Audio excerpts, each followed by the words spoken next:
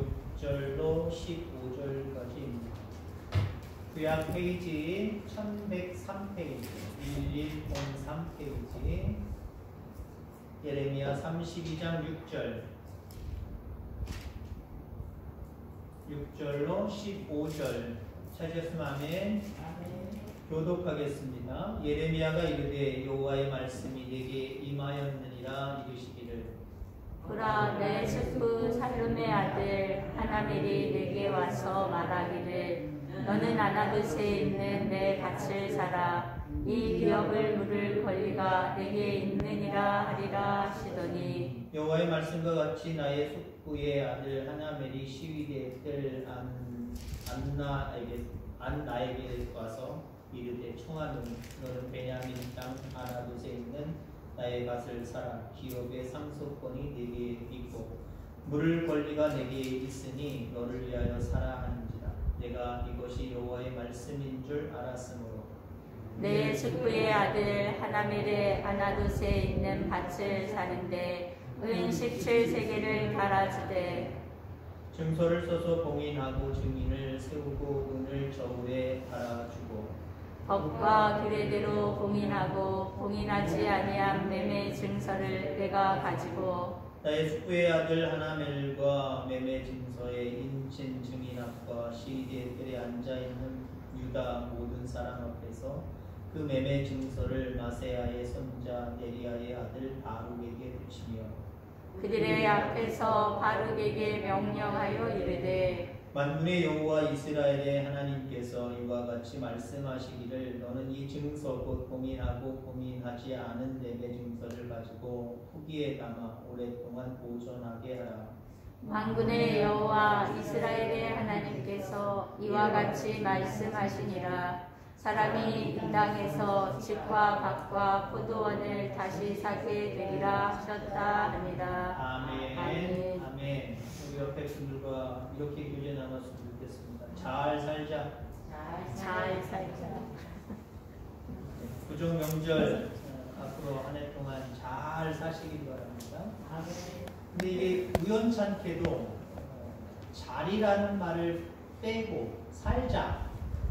이 살자라는 말을 뒤집어 한번 읽어보세요. 자살이죠, 자살. 잘 살아야 되는데 뒤로 하면 잘 사는 게 아니라 그냥 죽겠다, 죽어버리겠다. 자기의 생명을 스스로 끊어버리는 자살이라는 단어가 나옵니다. 물론 뭐 자살에 대한 이야기를 앞부분에 가져와서 야 이게 구정 첫날부터 어두운 얘기를 하나 아니요 밝은 얘기를 할 겁니다. 잘 사는 이야기를 할 겁니다. 어떻게 우리가 잘 살 수 있는가 그 이야기를 할 거예요. 그러나 앞에 서두는 자살에 대한 이야기를 좀 하려고 합니다. 자살과 연관된 사회적 용어 중에 베르테르 효과라는 용어가 있습니다. 베르테르 효과. 이거는 내가 좋아하거나 내가 존경하는 어떤 인물이 예를 들어 자살을 했다고 생각해 보세요. 그러면 그 자살을 옹호하고 닮아가고 싶어서 그 자살을 택하는 그 현상을 베르테르 효과라고 해요. 그러니까 우리나라도 어떤 유명인이 자살했다고 해보세요. 뉴스에는 떠들어대지만 이게 참 위험해요. 어디까지 진실된 걸 그대로 얘기해 주느냐 아니면 숨기느냐 이거 정치인들뿐만 아니라 언론인들도 잘해야 될 것 같아요. 예전에 저와 연배가 비슷한 저도 참 아가씨가 아니죠 그때는 참 여자가 이쁜 여자다라고 생각했던 최진실 그분이 자살했을 때 우리나라에요 뭐 그렇게 마음 가졌던 분들이 있었는지 모르지만 실질적으로 자살이 늘었대요. 남부럽지 않게 연기 잘하고 정말 이쁜 아가씨였는데 왜 그 아가씨가 저렇게 자살을 할까? 그때는 뭐 아가씨는 아니었고 어느 정도 자녀들이 있었을 때입니다만 왜 자살을 할까? 거기에 비하면 나는 저 여자랑 똑같거나 더 못한데 내가 살 이유가 없네? 나도 죽어버려. 요즘 우리나라 그 TV나 뉴스에 나오는 거 보세요. 처음 만난 젊은 남자들 4명이 처음 만나서 뭐 얼마나 친했겠어요. 친할 틈도 없이 자살하겠다고 모인 거예요. 사이트를 통해 자살하겠다고 모인 거예요. 그리고 자기들이 자살할 것도 미리 답사 한번 해보고 그 100m가 되는 낭떠러지로 일부러 차를 몰아서 떨어져 죽고 이런 일들이 얼마나 많아요. 독일의 문호 괴테가 1974년도 약 지금으로부터 한 250년 전입니다. 250년 전에 이런 책을 썼어요. 젊은 베르테르의 슬픔이라고 하는 유명한 책을 썼습니다. 주인공이 베르테르예요. 이 베르테르라고 하는 사람이 있는데 여자 주인공 로테가 있거든요. 로테가 너무 아름다워서 사랑에 빠집니다. 너무 열렬하게 사랑을 했어요. 사랑에 빠졌는데 알고 보니까 그 로테라고 하는 여인에게 약혼자가 있었던 거예요. 자기는 그것도 모르고 열렬히 사랑했는데 사모하고 사랑했는데 알고 봤더니 이미 남자가 있더라는 거죠. 그 모습이 너무 괴로워서 권총으로 자살을 해버렸어요. 이 책이 그 당시 그 유럽권에서 베스트셀러가 됐습니다. 책이 얼마나 잘 팔려나가는지 엄청나게 팔려나갔어요. 근데 문제가 발생을 했습니다. 그 책을 읽는 사람들마다 그 책에 푹 빠지게 되는데 그 주인공 베르테르가 나중에 권총으로 자살하게 되는 거죠. 야, 저 사람 얼마나 힘들었을까. 나도 힘든데 저 주인공처럼 그냥 생을 나도 마감하고 싶다. 그래서 그 책을 읽고 그 베르테르라고 하는 인물에 빠진 사람들이 자살하는 일이 아주 높아졌대요. 그리고 일시적으로요, 그 책의 출판을 정지하고 묶어놓은 적도 있다고 합니다.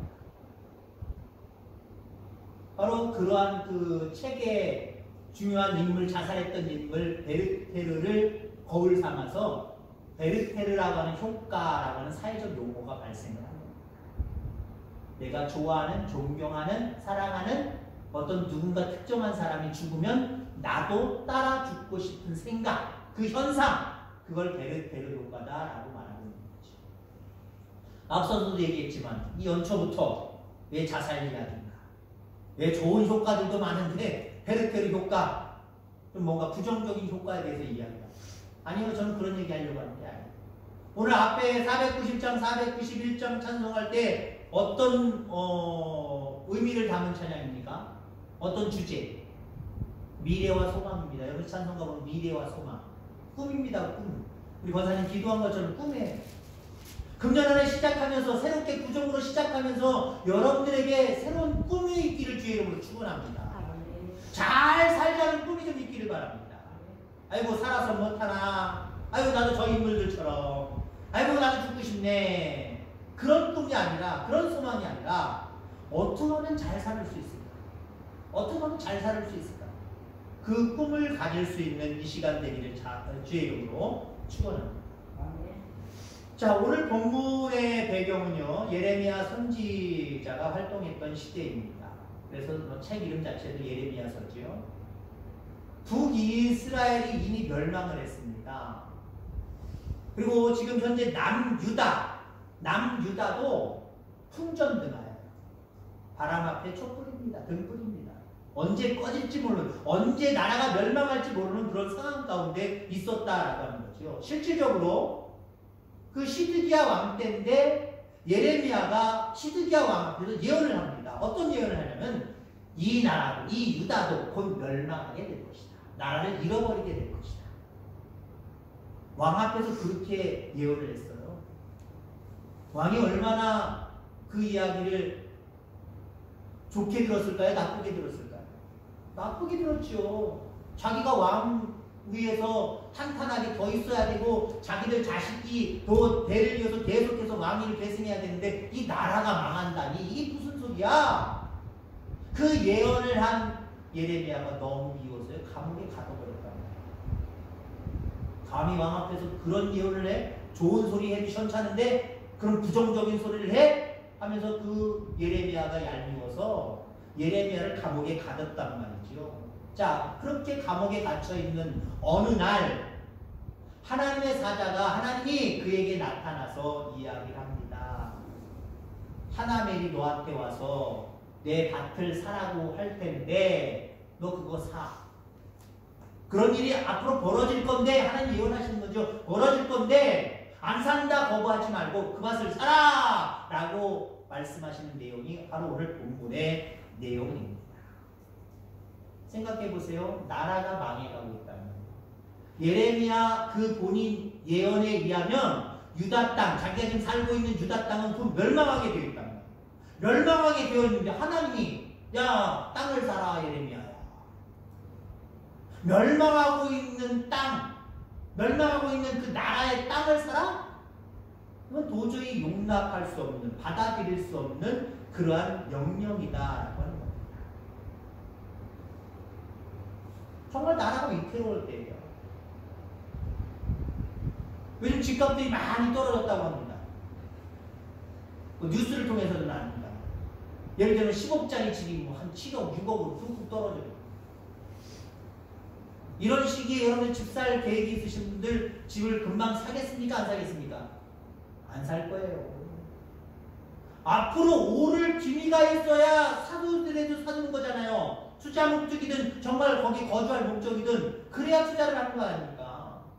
근데 점점 집값이 내려가서 더 내려간다고 하더라 라고 하는 이런 시국 가운데 집 살 사람 있어요? 없을 겁니다. 그냥 집값이 어느 정도 내려갔다가 그 어느 순간에 또 올라가겠지. 이걸 바라볼 수 없는 상황이 오늘 유다 땅입니다. 유다 민족이에요. 나라가 멸망하게 생겼어요. 오늘 멸망한다고 해도 뭐 특별히 누가 뭐라고 할 사람도 없어요. 그 정도로 위태로 왔단 말이에요. 그런 상황 가운데 하나님은 예레미야에게 너 땅 사, 밭을 좀 사라 라고 명령하셨다라고 하는 거죠. 자, 하나님이 왜 이와 같은 명령을 내리셨을까요? 어쩌면 그냥 간단하게 생각할 줄만 아는 사람이어도 이건 미련한 행동인데 라고 하시는 것을 지혜가 많으신 그 하나님이 예레미야에게 명령하고 있단 말이에요. 미리 앞으로 이스라엘 민족이 유다가 멸망할 것을 예언하게 하신 그 하나님이 아니 그 땅, 멸망당하는 그 땅을, 그 밭을 왜 사라고 말씀하셨을까요? 여기 두 가지 의미를 함께 생각해 보고자 합니다. 첫 번째는요, 땅을 사는 것은 희망을 가지라는 의미입니다. 희망을 가지라. 유다가 멸망하기 직전 나라 안의 모든 사람들은 온통 절망에 빠져서 희망이라고 하는 것을 발견하지 못했습니다. 재산을 가지고 있는, 땅을 가지고 있는 사람들도 마찬가지였을 거예요. 내가 땅 가지고 있으면 못해. 이거 곧 다른 나라에 빼앗길 텐데. 내 땅이 아니게 될 텐데. 어떡하지? 땅이 있어도요, 기분이 좋지 않았어요. 아마 얍싹 빠른 사람들은 이기에 빨리 어떤 미련한 사람 없나? 이 사람에게 땅을 좀 팔아야 되겠다. 오늘 본문 말씀에 나와 있는 아마 이 사람이 그랬을 겁니다. 바로 예레미야의 숙부 살룸의 아들 하나멜. 하나멜이 예레미야에 가서 야, 너 내 땅 사. 어쩌면 모든 사람의 그 당시의 마음은 하나멜과 같은 마음이었을 거예요. 내가 땅 갖고 있으면 못해. 나라를 빼앗기면 아무 소망이 없는데, 희망이 없는데 이거 가지고 있으면 못해. 여기에게 빨리 팔아먹고 돈이라도 챙기자. 그럼 팔아먹으려고 했을 거예요. 오늘 본문 속에 하나멜이 왜 예레미야에게 내 땅을 사라, 내 밭을 사라 얘기했는지는 모르지만 아무튼 그 시대적인 상황을 바라볼 때 대부분의 사람들이 이런 생각을 가지고 있단 말이에요. 있는 것마저 빨리 팔고 현금으로 만들려고 주머니에 채우려고 그러지, 내 주머니에 있는 거 빼서 멸망당할 수밖에 없는 그 땅을 사는 사람은 한 사람도 없었을 겁니다. 근데 예레미야가 그 땅을 샀단 말이에요. 은 17세기를 주고 샀습니다. 황소, 그 당시 황소 한 마리 가격 내지는 염소나 양 9마리 가격이라고 합니다. 짝대면 작을 수도 있지만 상당한 거죠. 저 어렸을 때요, 대부분 농사 사람들이 지었고 소가 다 했어요. 소가. 그래서 그 당시 저 어렸을 때 우리 동네에 소 있는 집은 부자예요. 소 없는 집은 가난한 거예요. 왜요? 소가 할 일 사람이 다 해야 되니까. 값어치도 그때 뭐 얼마라고 제가 얘기할 수는 없지만 대단한 값어치가 있었단 말이에요. 소 한 마리만 있었어도요, 자식 두셋 그냥 다 학업 다 시킬 정도로 컸단 말이죠. 그거 생각하면 적은 돈이 아니에요. 황소 한 마리 가격을 주고 은 17세기를 주고 그 땅을 샀습니다. 많은 사람들도 봤을 거예요. 왜? 선지자니까. 더군다나 그 선지자 입에서 곧 이 유다는 멸망할 것이다 라고 하는 예언의 말씀까지 전했단 말이에요. 그리고 시국을 바라볼 때 사람들도 다 느끼잖아요. 이거 우리나라 멸망하겠다. 곧 멸망할 것 같아. 그런 상황 가운데 그 예언의 말씀을 한 예레미야가 땅을 산단 말이죠. 그럼 사람들은 어떻게 생각하겠어요? 아, 나라를 빼앗겨도 소망은 있겠구나. 희망은 있겠구나. 예레미야 선지자가 왜 그 예언을 할 선지자가 왜 땅을 사겠어? 다 이유가 있겠지. 절망이라고만 생각하면 왜 선지자가 그 땅을 사겠어? 안 사지. 안 살 거야. 근데 왜 저 사람은 왜 땅을 사지? 아, 나라가 멸망할지라도 뭔가 하나님이 이 나라의 이 민족 가운데 우리들 가운데 뭔가 소망, 꿈을 허락해 주실 거구나. 사람들은 그렇게 생각했습니다. 여러분 그렇습니다. 세상에 많은 사람들은 상황을 바라보면서 상황을 또 당하면서 실망하고 낙심하고 꿈을 잃어버리고 살아갈지언정 여러분들은 어떤 절망의 상황이 우리 앞에 놓인다고 할지라도 절대로 여러분들 꿈을 잃어버리지 않기를 주의 이름으로 축원합니다. 꿈을 가질 수 있기를 바랍니다. 암만 한 20여일 지나서 새로운 또 새해를 맞이해서도 그게 그거지. 아이고 시대는 어려워. 어떻게 사나? 그러지 말고요. 2학년 이제 구정으로 새해 우리 가운데 새 꿈이 생기길 바랍니다. 새 소망이 생기길 바랍니다. 그 소망으로 일어설 수 있는 그 소망으로 살아갈 수 있는 저와 여러분들 다 되기를 주의 이름으로 축원합니다. 하나님은 우리에게 꿈을 주시는 분이에요. 희망을 주시는 분이에요.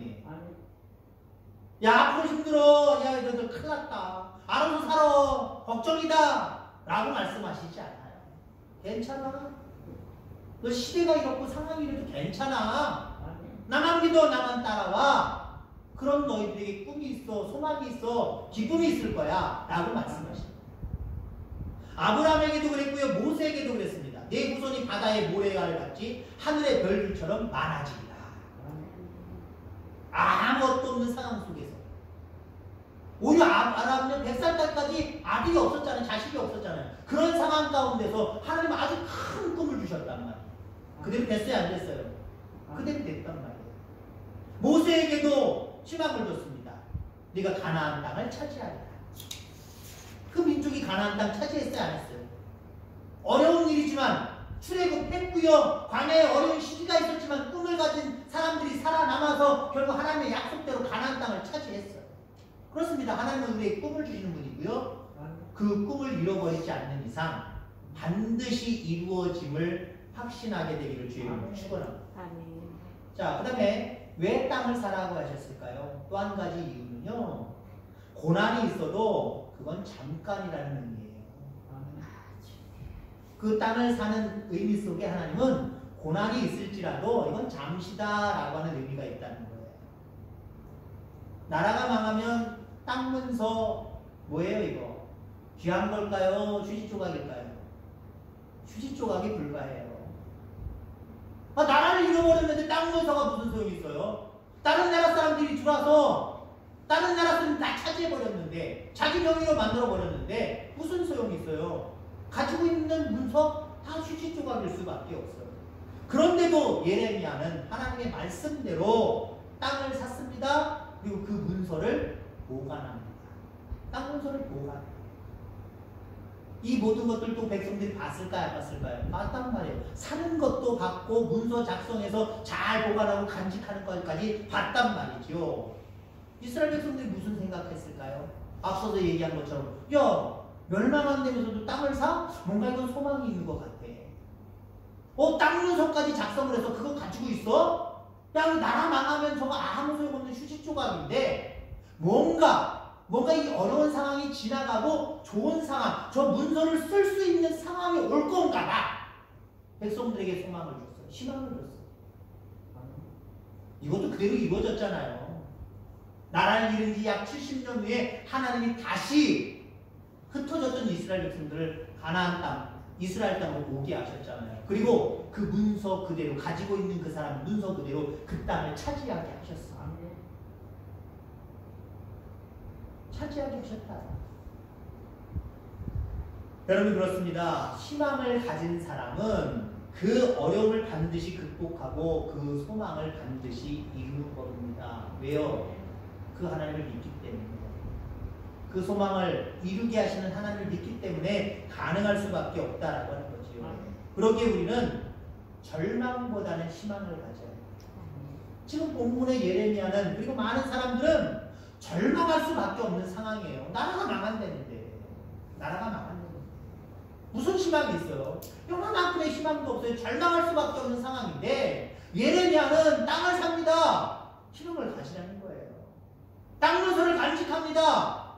그 세월이 70년이라는 세월이 있었긴 있었지만 그 고난의 시기는 반드시 지나간다는 의미예요. 지나가면 꿈꾼 그대로 그 꿈을 간직한 그대로 이루어진다라고 하는 거예요. 여러분 그렇습니다. 꿈은 꿈대로 되는 거예요.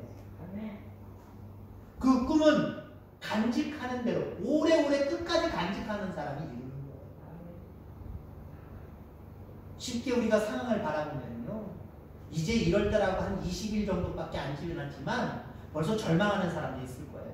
1월 1일날 아주 희망 가운데 시작을 했지만 약 3주를 지내보니까 아이고 새해가 되면 뭐해. 새가구를 하면 뭐해. 상황은 변하지 않고 세상은 어렵고 제 모든 살기는 어려워지는데 아이고 몰라. 이미 절망하는 사람들의 목소리가 더 커지고 있는지도 몰라요. 우리 믿는 사랑하는 성도 여러분, 특별히 또 오늘 구정으로 새해를 맞이해야 합니다. 여러분에게 꿈이 있기를 바랍니다. 하나님 안에서 내게 주신 그 꿈을 꾸시기를 바랍니다. 절망의 상황이 있을지라도 상관없어요. 그래도 그 꿈을 꾸시길 바랍니다. 그리고 오랫동안 간직하세요. 예레미야는 70년 간직했어요. 물론 더 빠르게 조금만 간직해도 금방 또 올 수 있는 그 놀라운 축복의 역사가 있지만 때로는 길게는 70년, 내 평생의 마지막 부분에 될 듯한 일들도 있을 거라는 거예요. 그러나 절대로 이건 무슨 말씀이냐? 그 꿈을 버리지 말라는 거예요. 간직하라는 거예요. 우리는 너무 쉽게 꿈을 꾸고 쉽게 꿈을 포기하는 경향들이 너무 많아요. 뭐만 조금만 걸리적거리면 이것 때문에 아유 소용없어. 이것 때문에 아유 포기할래. 이게 얼마나 많은데요. 끝까지 품으세요. 끝까지. 이스라엘 백성들이 다시 이스라엘 백성의 땅 가나안 땅으로 돌아올 때까지 간직한 사람들이 그 땅을 차지한 거예요. 한번 예를 들어보세요. 예레미야도 그렇고 그것을 따라서 야 나도 사야지. 산 사람들. 그래서 문서를 가지고 있는 사람들. 그 문서 제대로 보관하지 못해서 도둑 맞았든지 아니면은 에이 이게 뭐 어떻게 중요한 거라고 아무렇게나 방치하다가 없어졌든지 아니면 고의로 태워버렸든지 찢어버렸든지 했던 사람들 한번 가령 예를 들자면 그 사람들 어떻게 있을까요? 하나님이 때가 돼서 마침내 다시 가나안 땅 이스라엘 땅으로 보내셨을 때 내가 예전에 계약해놨던 그 땅 나 옛날에 누구한테 계약했어요. 맞지 누가 믿어줄 거예요? 누가 믿어줘? 그 종이 한 장이 얼마나 귀한 거예요? 얼마나 값어치가 있는데 아무것도 없이 그냥 옛날 생각으로 이건 내 땅이었어 내 거야 그거 갖고 내 땅 차지할 수 있어요? 너도 봤잖아. 어떤 증인 하나 정도 내세워서 그 땅 차지할 수 있을까요? 문서가 중요한 거예요. 하나님 앞에서 기도하고 하나님이 주셔서 그 꿈 붙들고 살아가는 것 이거 문서예요. 문서. 하나님과 나 사이에 보이지 않는 문서예요. 그냥 내가 욕심 가운데 꾸는 꿈 말고요. 늘 하나님 앞에 맡기고 하나님 나의 안내자이십니다. 하나님 인도하시는 대로 순종하겠습니다. 그래서 인도하시는 대로 뭔가 생각나서 그걸 소망으로 꿈으로 여기고 살아가는 여러분들 그건 절대로 땅에 떨어지지 않습니다. 여러분들이 일부러 버리지 않는 이상 일부러 간직하지 않고 금방 에이 안 될 일이야 이건 필요 없는 일이야 라고 옆으로 제껴놓지 않는 이상 그건 하나님 앞에 문서가 되어서 반드시 이루어지게 됩니다. 새로운 한 해가 시작됐습니다. 또다시 시작되어졌죠. 여러분들에게 새 꿈, 새 소망이 가득하길 바랍니다. 그 소망 붙들고 쉽게 낙심하고 낙담하지 말고 끝까지 간직하시기 바랍니다. 끝까지 하나님 앞에 맡기고 기도하시기 바랍니다. 그래서 금년 안에 모든 꿈들이 연말에 가서 하나님 이렇게 이루어 주셨구나 라고 하나님 앞에 영광 돌릴 수 있는 저와 여러분들 다 되기를 주의 이름으로 축원합니다. 기도하겠습니다. 하나님 아버지 감사합니다.